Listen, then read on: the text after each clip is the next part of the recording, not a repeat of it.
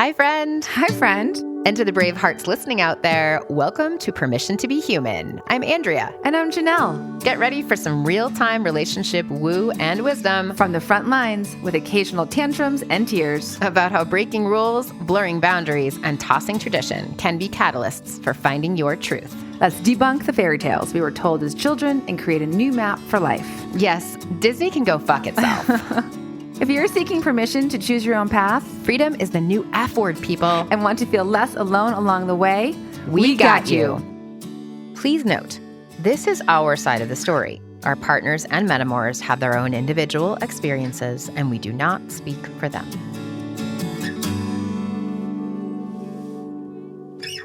Hey, Andrea.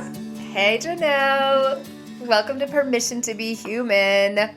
Brave hearts, we see you. We love you. Mm-hmm. What societal norms are you breaking this week? Doing your best to face your fears. Yep. I'm sure you're being brave and courageous. Mm-hmm.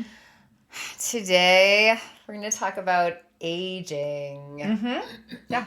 Because it's actually very on trend. It really I actually feel that being 50 is very on trend. I'm grateful. The time. The zeitgeist we're being born into. Mm-hmm. Mm-hmm.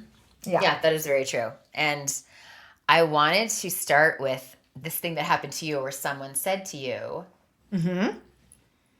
oh, you don't look 50. Mm-hmm. And I said, this is what 50 looks like. Yeah.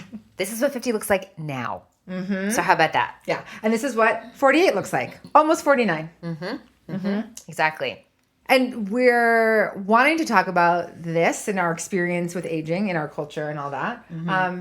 Because my life feels like it's getting bigger, not smaller. Mm-hmm. I feel more joyful, more radiant, more myself. And I would never turn in one of my wrinkles if it meant taking away some of my wisdom. Mm-hmm. Mm-hmm. There's another podcaster, Amanda something. She's the Midlife Muse. And she had a little snippet on her photographer. It was like, watch the wrinkles, watch the wrinkles. And she was like, the wrinkles are part of my brand. I love my wrinkles. They are they are part of me. And so they're part of my brand. And she's the woman who has gray hair that I'm like, oh my gosh, when I'm ready for gray hair, I'm so excited. I'm not ready yet. I'm owning that. But that's... me either. But there will be a time. Yeah. Mm-hmm. So, but she was just like, no, there's no reason to watch them. They exist on me, and there's nothing wrong with the fact that I have wrinkles. Mm-hmm. Yeah, and a while back, I renamed my crow's feet to sun rays. Right? Because they're really like my eye is the sun, and they're just rays coming out from my eyes. Oh my gosh. It's so much better. So much better. And I call mine laugh lines. Yeah, of course. Of course we all have laugh lines. And right, so that's beautiful too. Of course. Not everyone's laughing. I would much rather be laughing than worried about not laughing. Yeah, that's the expression of life. Yeah, absolutely. Yeah. So. And I feel like I'm wiser and more beautiful now than I've ever been for sure. Yes. For so many reasons, inside and out. Yeah, it's the inside. It's the inside that directly reflects on the outside. Yeah, really true. Yeah. So one of my favorite stories, which impacted me deeply many years ago about age, I was sitting at a table in Potager, which is a fantastic restaurant that still exists, amazingly, in Denver. And how long ago? I think it's important how. Yeah, probably 20 years ago. Okay. So I was I was early 30s, and I was sitting with some friends, but I was at a corner table, and I had a view of the room, and to my left was a foursome that was two couples, 2 men and 2 women, who were in their, I would say, 50s. And they were wearing, I remember the women, the women's hair was highlighted and dyed. They had very, short skirts on that were sequins. And there may have been, augmentation of their breasts. The men definitely had spray tans or were, a different color. And I was just aware that I was like, wow, they're spending a lot of time and effort on their appearance. It was just clear, right? I was just how they looked mattered. But then I just across when I looked the other direction, then there was a table of 3 women who I would say were 60s, 70s, maybe even 80s. I don't have a reference. Probably since I was 30, I would say probably actually like 60s and 70s. Yeah. And they had gray hair. They were like, I don't even remember what they were wearing. There was nothing stand out about their clothing. But what I remember was the vibrancy of their laughter, their smiles, and the twinkles in their eyes. Mm-hmm. And I remember looking from table to table at this one table of people who were talking, but there was not like a joyfulness of life coming off of them. There was like, I don't know how to describe it. You have a better word. But I just remember looking from them and then looking over here and just being like, I want that. Mm-hmm. I want to feel what they're feeling at that age, where it doesn't matter the color of their hair. What I felt was connection, joy, aliveness. Mm-hmm. They had more wrinkles. Mm-hmm. They weren't wearing anything that was particularly stylish that stood out to me. But what stood out that has been imprinted and seared on my brain for 20 years was that they loved themselves and they loved being with each other. And it was like an inner glow that radiated. Wow.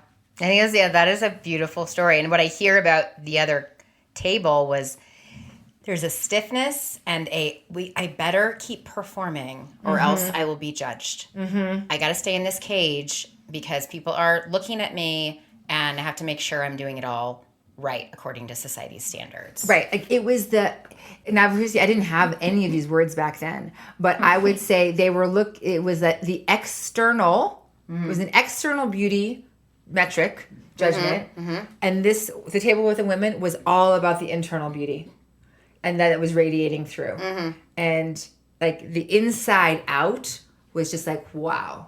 And I feel extraordinarily grateful and that it was not a coincidence that I had that exposure. The comparison. The comparison at that age, part of its impact was me being less afraid of getting older. Mm-hmm. Right. Okay. Yeah, that's such a great story. I've already retold it to a couple of people. And I remember Lucian saying to me, he was our brand coach for a while, and he really is what inspired us to do this podcast. Yes. Mm-hmm. And I was worried about what I was going to wear and for the photo shoot. And he was like, no, like your inner expression is the most important thing. And it's like not that profound, but like I was like, oh, yeah, that is true. And I can actually say now that I just don't think about what I'm going to wear that much. Like I used to really think like, oh, what I'm going to wear to that party, what I'm going to wear when I go out on this date. I decide in the moment before I go now. Mm-hmm. And that is such a shift for me of going from, oh, how do I want to look today? What is the right thing? To being like, I like all my outfits. Like, what do I feel like putting on? Yeah. Like, that's so different. You also got to the point that you like all your outfits, which means you got rid of a bunch of stuff that you didn't like or you didn't feel good in. Right? Again, at least that was my journey. Yeah. Right? The other story of clothing was I was doing a solo mushroom journey and I ended up, sometimes this happens on solo journeys, you just don't know where you're going to be and you're in your house and I ended up in my closet. Not this closet, different closet. And I was like, oh, I'm going to go through my entire closet while I'm high on mushrooms. And the question that I asked myself is, what is worthy of meeting the divine? That's right. Yeah. And then I tried on my entire closet. And that ended up being a profound exercise because at the end of that, like the next day, I was like, oh, everything in my closet I like. Everything feels like me. Yeah. And it also allowed me to get rid of pieces that I actually deeply loved, but no longer represented who I was in that moment. And so it was like, oh, you were well loved. You're a great piece. Like there's nothing wrong with you. You just need a new home now because that you represented a version of me that no longer exists. So you don't actually need to be in my closet anymore. Mm-hmm. You need to live somewhere else. You pass on the juju to someone else. Yes. That's what I love to do. Yes. Okay, so what I also hear there is that you know who you are. Mm-hmm. You can't go through a closet and decide what is right for you unless you know exactly who you are. But I would say that knowing was not of my mind. For me, and we talk about clothing a lot, it was how do I feel in this? And if I feel like I feel good, I feel sassy, I look in the mirror and I'm like, yes, then that's where the knowing is. right? It's not actually, oh, I am anything. It's how am I feeling in this outfit is the knowing. Yeah, so I would agree with that, but for me it is also about the knowing, because for a long time I had so many choices, a massive closet of different things, and I would be in a sense a different person every day. Mm-hmm. And for me, well, that's nothing wrong with that if that works for you. It was performative. It was performative, and it was also like not knowing who I was. Mm-hmm. Like I could be I was all these different people. So sometimes I was like, wait, who am I? Am I this person or am I this person? And now I feel like even if that will change, say, next year or even next weekend, all of them match who I am right now. So I agree with that. I hear what you're saying. And I think the knowing for me, it is the same thing. It's just like it's like a nuanced bit. Mm-hmm. Is that, I'm someone who has a wide range of things in my closet, but they are of this moment. Mm-hmm. Right? Yeah. Like today and tomorrow, I could be wearing very different things. But they are of this, and I don't even know if it's quarterly, right? Like there's a recognition that the version of me is a couple of months long. Sometimes it could be a year long, But that within that, I have, for me personally with clothing, there's a wide range. Yeah, and I still do have that. There is a range still. I mean, there are different looks, but there's less choice also, which 100%. Is also really helpful. So helpful. And we're totally getting off topic, but anyway. So. Yeah, we're talking about aging. Have we talked about that? Sorry. Okay, so... But since we're on this topic, I do just want to say this. Yeah. Like with your husband, right? He has like a style. Like jeans and a black shirt, right? And that's all he pretty much wears. Mm-hmm. But that to me is like so classically him. Like he's so embodied in who he is and it looks great on him. Mm-hmm. He feels himself in him, that's my understanding. Mm-hmm. He looks himself in him, right? So it's not actually about having a lot of things. And so you just said, like, it's not like the closet has to be huge. It's just like, what do I feel good in? And if it's a black t-shirt and jeans every day and you feel great in that, then awesome. Yes. Right. Yeah. That's very true. Okay, and one more thing. Shout out to your husband for knowing himself. Totally. Okay, so Janelle, when did you start feeling your age? When did I start feeling my age? It feels like there's been moments in time where my age became a thing. Like I had fertility treatments when I was 37 and I wasn't in a partnership. There's no partner on the horizon. And I was like, okay, well, I hadn't been striving to get married and have a kid or have kids, but I was like, I'm probably going to, so let me just be ahead of the game. Right. I'm just going to freeze my eggs and just get that taken care of. And then I found out that actually at 37, I was already at the end of my reproductive cycle. Mm-hmm. And so the chances of freezing my eggs and then fertilizing them and then doing in vitro and all that was the chances of success was like in the 0.0% percentage. Got it. But I was like, but I'm only 37. Right? And they were like, no, you're actually kind of pretty old reproductively. And I was like, what? Like, I had no idea. And so I definitely, that was like a reframing of how old I felt and how old my body was. Right. Yeah, got it. That's a good moment. I mean, it's a sobering moment, I guess. You're like, oh, they're not always going to match. Right. I think is what I hear you say. Yeah, like our mind and our bodies. And then I would also say, like, I started perimenopause at 41, and I went into, which this ties into the fertility treatments, right? So, you're at the end of a reproductive cycle. You're going to be in menopause early. We just don't know when. Turns out the process started at 41, and I was fully in menopause by 45. Mm-hmm. Right. I was talking to a friend the other day. She's 58. She's just starting. Mm-hmm. And so crazy, right? Yeah, so there's this huge range. And so feeling my age is when something is happening to my body and it's like my age is a factor in that. Yeah. So for me, I started perimenopause when I was 42 and I was just completely blindsided. Like, I mean, I just had no idea I would be I was just thinking, this is something that happens to people over 50. Mm-hmm. Like, and also I was just never taught about perimenopause. Right. Fucking hello. Like, right. I just had the menopause in my mind. Stopped my periods. I'd heard a couple things. But I was too young to even have contemplated it yet.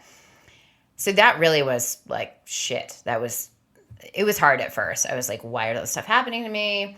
And then I think there came a time when I couldn't drink successfully anymore. That definitely was like, oh, if I drink, I'm going to feel like so bad tomorrow morning that it's not worth it. Like, and I was like, okay, just stop drinking or more infrequently drinking.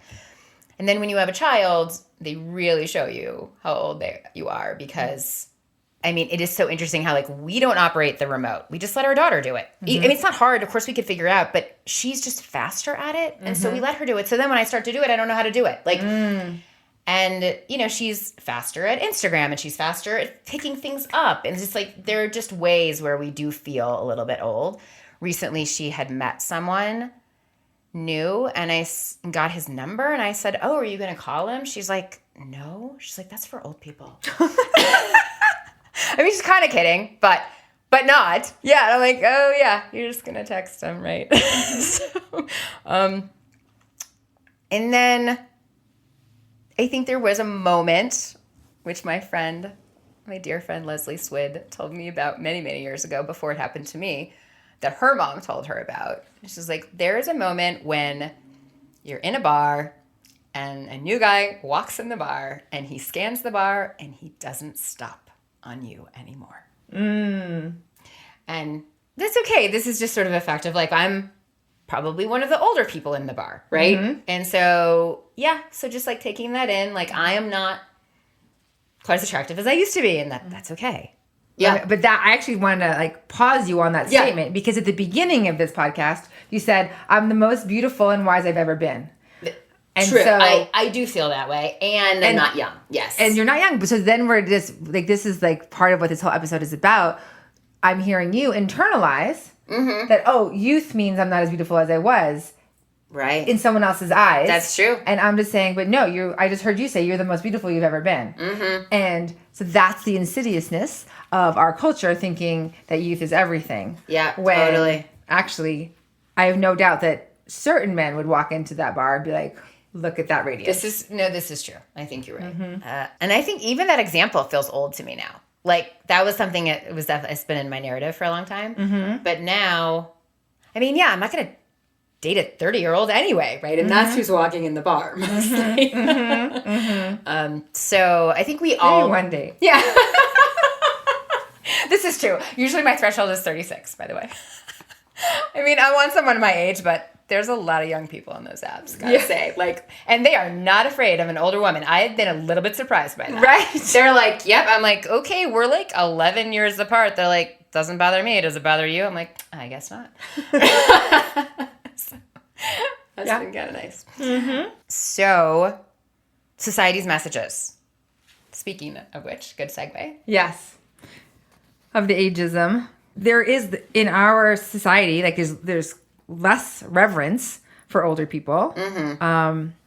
And I would say with that, like there is this concept of, and this was like very real in Hollywood, right? Like, oh, you're 45, you're old. Like you're not even going to show you on TV for a long time. Yeah. I mean, I think in some ways you could think Judi Dench is the only woman who exists who's in her 80s because that and Helen Mirren, right? Like there's like two women who you're so like, true. Acting has only blessed these two women. What? And yet, I mean, they're incredible actresses, and yet I'm sure that there's more. And so the reason why we think that we don't want to get old is because ageism is like removed, like older people are removed from anything that we're looking at from a positive light. Yeah, absolutely. And that's how Disney tends to portray grandmothers as like, quite old and sometimes with warts and as witches. And obviously the youth is people want to be young. Oh, I want to be turned into the princess. They're reinforcing this message. Beauty, goodness, purity, innocence. That's all the sort of the coveted qualities. We're just like to throw in here and like the wisdom of life. I don't even know what beats it, right? Like, like society's message. Like, and I'm trying to think. You would know in pop culture are there examples of where it's just like, oh no, I fucking earned everything, and I'm so proud of what I've experienced to get here. But it's so hard. We're fighting upstream. Yeah, for sure. Yeah. I think there's more now with social media and Instagram. You're seeing different influencers, but there's also all this like the touching up of the face, right? Right. You don't actually know if anything's real. Oh, for sure. I mean, I get this flyer in the mail with a real estate woman on it. And, it's fine. I like know her face because it always comes to my house. And then I saw her in person, a few times around the neighborhood and like, oh my gosh, like don't do that. Right. Because then you're so different. So different. And it's sort of like on the apps, right? If you don't look like the person, then you've disestablished trust. Absolutely. Yeah. And then you're jolted as well. I mean, this is what I tell people with LinkedIn profiles. I'm like, don't make me think that you're 35 on the LinkedIn profile, and then I meet you and I realize that you are 50. Like, that is a jolt. That is disrespectful. And it helps you in no way. Right, because it doesn't establish trust. Yeah. So, something else a message I got when I lived in Bulgaria in the Peace Corps was that I worked with a lot of women, and a couple of them were often saying, not often, they said a few times, like, not to have too big of facial reactions because that's creating wrinkles. And I was like, what? I'm like the biggest facial reactor ever. Yeah. I'm like, oh shit, that's not good for me. And I hate that. I mean, that's just like suppressing your joy or your fear or your... all of it, yeah. Oh my God, let's suppress emotion. To be afraid for... Yeah. So sad. And of course, we live in a society that... I mean, I never see a cemetery in my daily life. Like, they're just far away, right? There's not room for them. I live a very urban life. Our elders are in homes. They don't live with us. That's not really what our culture supports. And then staying youthful is a construct from marketing, too. That's really how, what we're marketed to with all of the products, too. So the big question is, do we really want to be younger? Like, what's the point of looking younger besides being what we deem as more attractive? Like, do we really want to negate all the wisdom and experience that we've gained? So then we did this experiment. Like, what was our life like when we were 30? Yeah. Like, so Janelle, what did you say? Your 30-year-old self was doing what? My 30-year-old self. I had a boyfriend, smoked a lot of pot. We had great sex. I had not been through a death yet. My mom was still alive. She had passed away. My priorities were socializing, drinking, and racing mountain bikes. And I thought I was a great communicator. I socialized all the time, like a 7-night-a-week hanging out, either with a boyfriend or a friend or like I loved socializing. And when I look at that woman, it's just like, oh, wow. She is just a sliver. She was beautiful. She was lovely and nothing wrong with her. I was only a sliver of who I have become. Yeah. And I have no desire to go back to her. She's a sliver of the woman you have become. And an important sliver, like not like negating it, but building off of. Reverence and respect for that 30-year-old self, even though she wasn't as wise as today. Right. And so, there's some song about bowing or respecting to all the women you've been before you. What do you know what this song is? I've been trying to figure it out for a while. Like, I heard it somewhere and I was like, I have to send this to one of my clients. Like, this is amazing. No, I don't know the song, but I've heard the song, which means it's on one of my playlists. Yeah, perhaps. Yeah, it's like a new age type of. Exactly, one of my playlists. Yes, totally, all new age. Like, there's a message in every one of her songs. It's not, and to me, like that, I'm like, oh my God, enough already. Like, just give me some music. Like, I don't want to be learning constantly, or self-helping constantly. But there is really good stuff. Like, I have loved some of those, including "Turning Wake," my favorite song. So what about you? Okay, so yes. So on that note, I also thought I was a great communicator because I was extroverted and I liked to communicate and I knew how to be social. And I was thinking when you said like out every night of the week, I was like, shit, that sounds so exhausting. I wasn't like that, was I? But I think I was. Like, definitely my 20s. I remember being with my boyfriend, now husband, and saying, he's like, something about not going out. And I was like, well, we have to do something tonight. Like, it was like, I couldn't stay home. That was like not allowed. What the fuck? How did I do that? I know. It's not even about me being tired now. It's about me needing downtime between the social. So anyway, I thought I was a great communicator. I definitely was more passive aggressive. And my lesson about that was that one of the things I learned in yoga, which I don't know is totally true, is that most people either have a little more strength or a little more flexibility, but it's kind of a rarity if you have a lot of both. And I realized that I had strength, but I had more flexibility, which is actually a problem because I would just insert a strong opinion and then say, but it doesn't matter, I'm fine. Whatever we do is okay. So my flexibility would supersede it, and then I would just resent the choice that was made by someone else. So I had strength and flexibility, but my flexibility would like go higher, but then I would just be annoyed.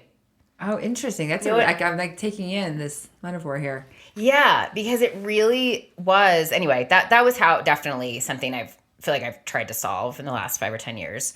I was definitely just like so much more worried about how I was perceived. I joined the Peace Corps with my husband at age 30, so that's what we were doing. We got married and did that. My priorities were happy hours and Pottery Barn shelves and marathon training runs and book club meetings, Banana Republic purchases. I just used to stress.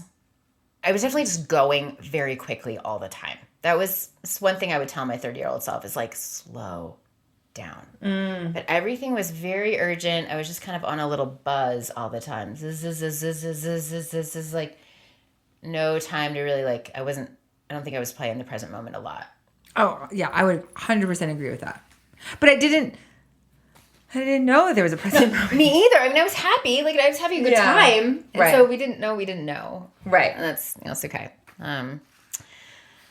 So what we realize is there's this common shaming that I think gets in the way. And I just spoke with my one of my friends recently who said people are telling her, she's above 60, 63, 64, and they're telling her, oh, like, gosh, you should have chosen someone. Like, aren't you going to regret it that you're not with someone now? Like, is she single? She's single. Sorry, she's single. Yeah. And she's been single for maybe 20 years. Okay. She was originally widowed. Okay. And she dates, here and there, but then doesn't for a while.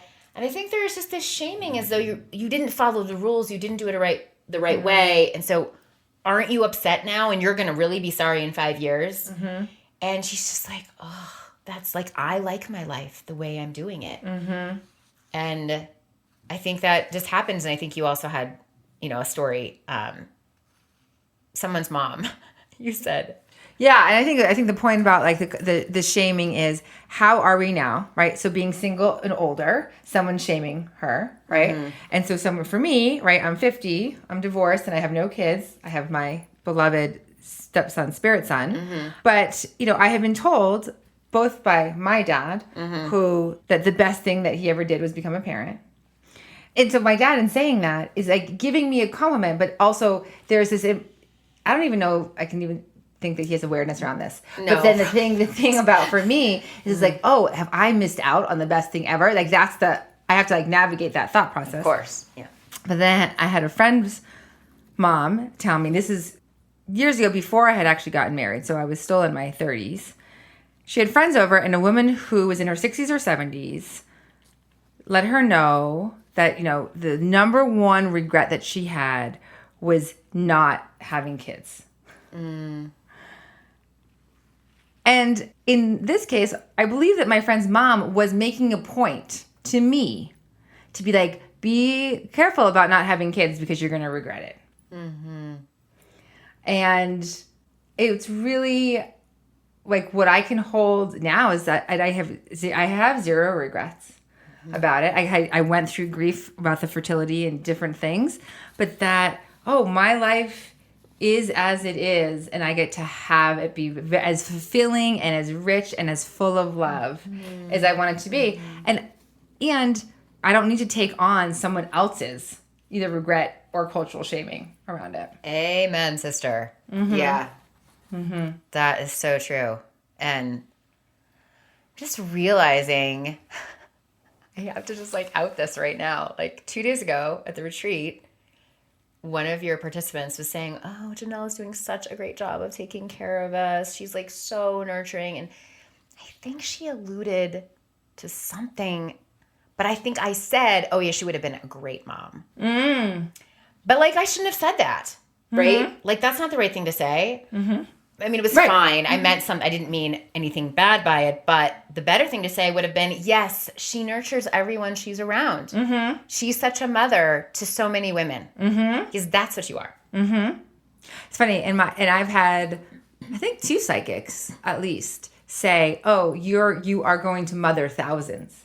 Oh my God, really? Yeah, like I'm holding a mother archetype. Oh, the crown. Right. Oh my gosh, without even realizing it, that I am wearing, we're having a Spirit Crown day, right? Here we are, as always. And I am wearing these 2 crowns that Anastasia made for me for my birthday, represent the maiden archetype and the mother archetype. And so here I am wearing the mother archetype. And tying back into aging, but also being a woman of like, oh, I know who I am. I don't have children, and I'm still a value. I'm still a value to this culture and to this community and to people. And being a mother is not the only way that women are showing value. Yay. That is beautiful. And I want to recognize that it takes a lot of strength and a lot of courage. And I don't judge any of you for not doing it or having trouble doing it in the moment when you're faced with someone else's cultural conditioning that they are pushing on you. I mean, not being married, not having kids, not checking the box, not doing what society tells you. Oh, no, this is next. You have to do this. You have to have a baby. You have to get married, whatever that is. It's hard. Like, and sometimes if you can just like shut up and not say anything, you know, what's the right line in that moment? Like, you know, I'm not that sweaty. That's okay. Like, I mean, even it's just something as simple as like, yeah, I've really made some good choices for me. Right. I mean, that's enough. Like, I don't know. I mean, you can find what works for you, but have something ready if you feel like this is something that you faced. I mean, in 4 Weddings and a Funeral, I'll just go ahead and mention a movie, right? Because I haven't in at least 20 minutes. So they say, you know, they're all going to these weddings, right? And there's this conversation between, like, say, a 32-year-old and, like, a 65-year-old. And the 65-year-old looks at the 32-year-old and said, oh, so are you married? And she says, no. And then she said, are you a lesbian? She said, no. She's like, why did you ask that? And she's like, well, isn't it better than saying, tilting my head and giving you sympathy and saying, just haven't found the right chap yet? Right? And it's like that kind of interchange still happens. I don't know if it's as common. Hopefully it's not. But being ready to like kind of face that cultural conditioning and being able to say, no, I like my life the way it is. And I think that there's a part of the shaming that when it's inverted is, oh, you look actually free and happy, right? To the older person, to the older woman. And is that actually allowed or okay? Like that's like, there's kind of like a poke in that for those women who are exuding that. And as we were coming into menopause, in it and learning, there is something extraordinarily freeing about being less concerned about how we look. Exhale. Yeah. And what other people think. Yeah. And when we're talking about like, oh, why is it that we not care about wrinkles? Is because there's so much else I don't care about as well. Right? And then the things that I do care about, I actually know that they're mine and true, and they are more important. And so I wanted to make sure that we're talking to the freedom that comes along with society's like, oh, maybe there's like less relevance or you haven't followed the norms. What I'm hearing and what I feel like we can segue into now is that like there's a freedom to, oh, do I have to keep coloring my hair? Do I have to get Botox if I want to be seen? Do I have to, get liposuction? I mean, I know someone that just did that. Like there's this pressure. And what if you could feel free not to tan your skin, not to put serum on your eyelashes, not to color your hair? Now, if you want to and you like doing it, awesome. There's absolutely no judgment either way. But I think some people feel that pressure to do it. Right. Because everybody else is doing it, because they don't look young enough, because their eyelashes gotten thin. Or they don't feel like they look pretty without it. Right. So, I mean, there is that freedom there, too, just to stop stop trying to keep up with that constant competition. Right.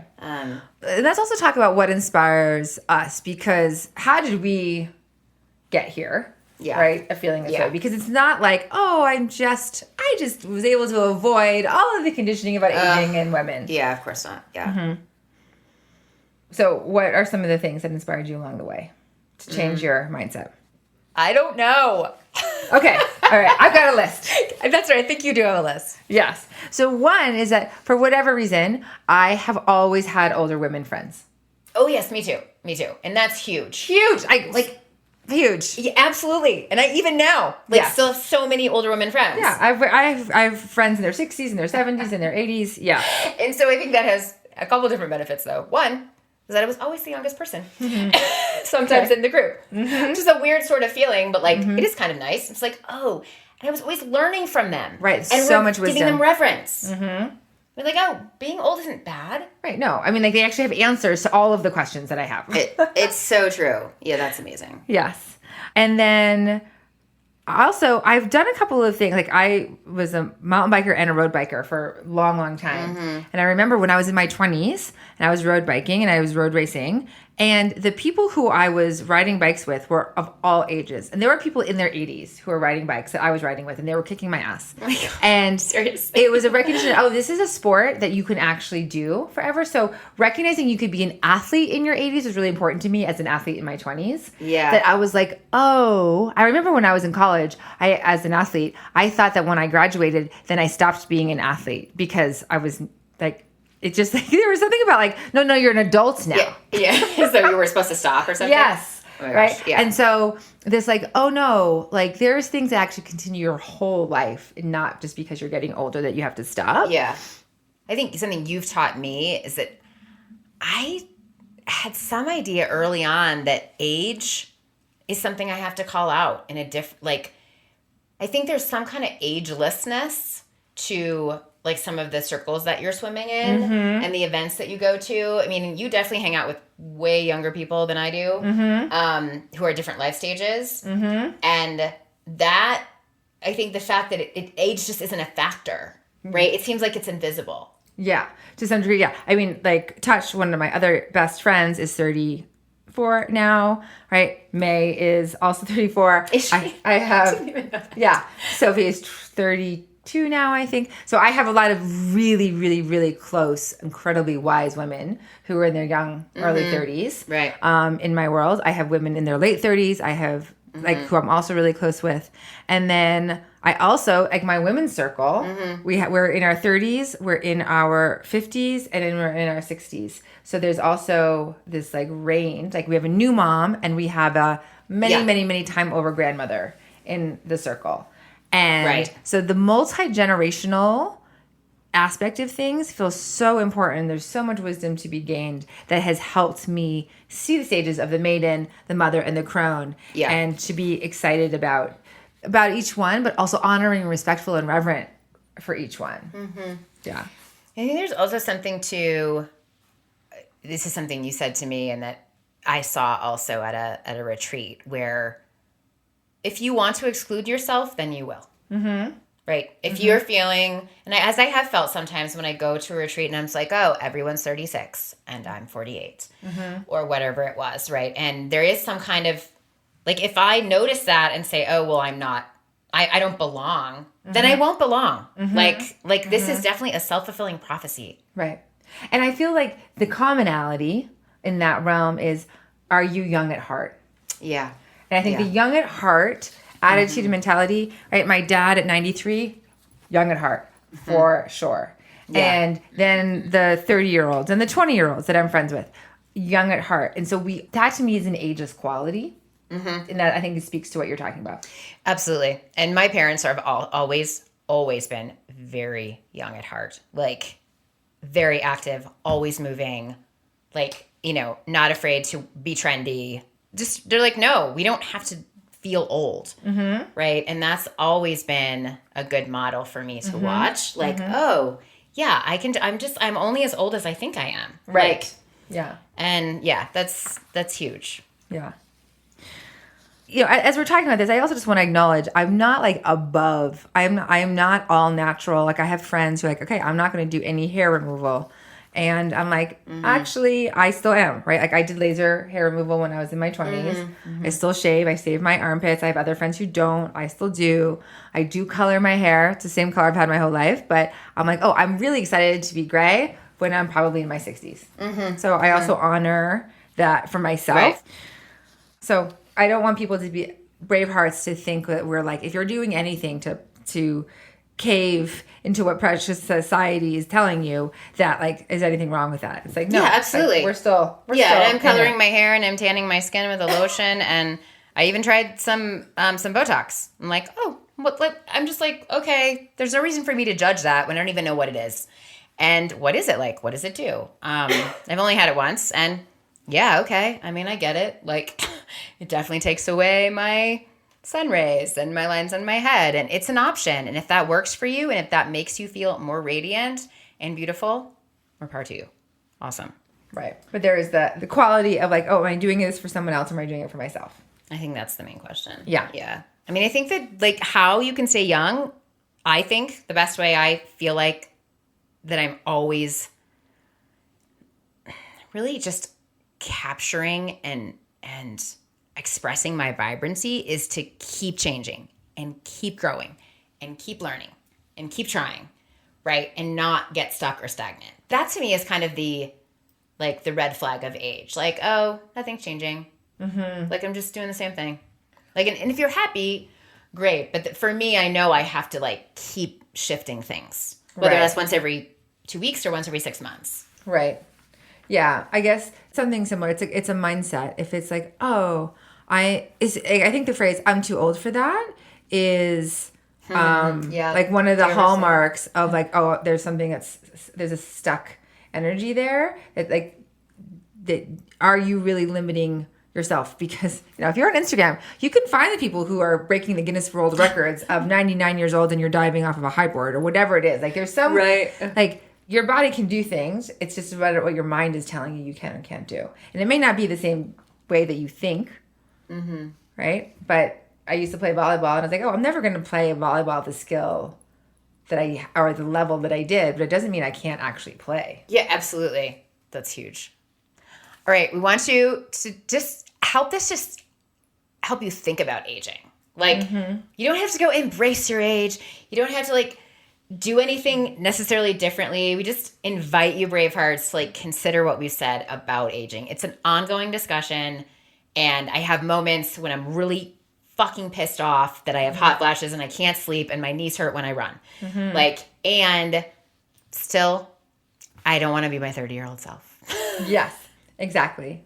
And if you are someone who's scanning social media, then like look for people who actually have age positivity as a theme of their brand. Yeah. Because there's a couple of women that I have followed, Midlife Muse being one of them.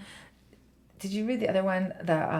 Is it that Tamsen? Tamsen. Yeah, this is the one I've been like, I'm like, oh, yep, I'm definitely reading her posts. So if you're like, I'm not sure, like there are people out there, there are women who are absolutely fucking inspiring about the messages they have around age, about what they would tell their younger self, how they're navigating menopause, all these different things. And so it's not all youth out there. It's not all like like touching up and smoothing out. I mean, it's so much is that. But so the point is, I'm saying you can find the needle in the haystack, and there are women who are really like helping all of us embrace.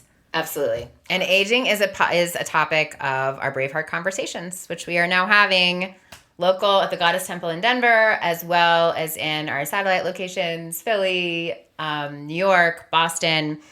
We encourage you to visit permissiontobehuman.live and sign up. Come see us. Come have a Braveheart conversation with us. In real life. Not recorded. It's not a podcast. It's just a conversation. Okay. We love you. Bye. Do you need permission to be human? You got it. Listen, subscribe, and review on Apple, Spotify, or wherever you get your podcasts. Learn more about us at permissiontobehuman.live.